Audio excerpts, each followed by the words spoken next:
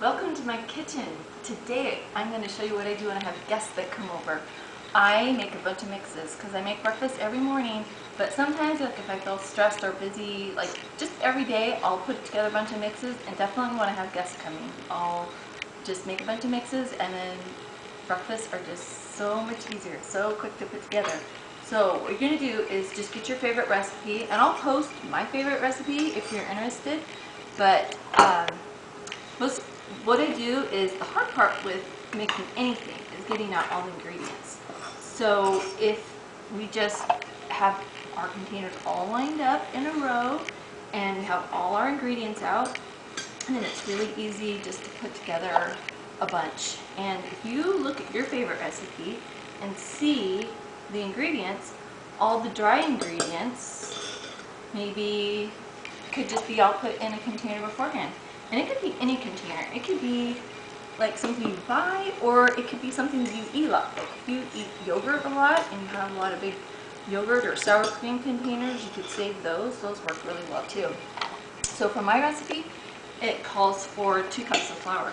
And this flour is a gluten-free flour. It's about a quarter white bean and maybe 2 parts of millet and 2 parts of oat. That's what I like. My pancake recipe calls for a quarter cup of sugar, so I'm just going to go through and do a quarter cup of sugar in each container, and you can adjust your sugar to whatever you like. Sometimes we get in no sugar phases, so I delete the sugar, and then I'm like, nah, I want the sugar in there because it tastes good. Mine calls for a tablespoon of baking powder. And if you don't like to use baking powder, you can use a teaspoon of soda. That's the equivalent difference for baking soda. Baking soda is in baking powder, but baking powder also has like cornstarch and I think cream tartar too. And then my recipe also calls for milk, but I like to use milk powder because that's just one less step. And I can just put water when I put it together. So I'm putting in a quarter cup of milk powder in each of my mixes.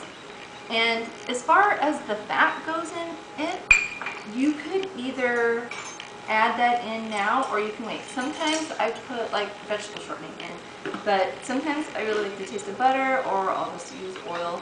But this time I'm just going to use just dry ingredients. But mine always calls for a teaspoon of salt with each one. So you can see I have 5 breakfasts all set up. And my waffle recipe, it kind of interchanges with my my pancake recipe and my muffin recipe. So I use this mixes for whatever. Another thing I love doing is labeling different kinds. So just take these sheets that you use for your computer for labels, and they peel off really easy. You can just write on really quick. So what I did was I put the label on my container. Then I'll actually reuse these containers when they're empty and save them and just fill them up again. So one of the flavors I like to do is chocolate pancakes, and I love coconut pancakes, spice pancakes. This is a ½ a teaspoon of nutmeg and a ½ a teaspoon of cinnamon. And this is corn. Corn is kind of a nice hearty taste. And then oats is really good too. And there you have it. And then you have to just add your oil, your eggs, and your liquid, and you have breakfast. Thanks for joining me, and click on for the recipes below. Thanks.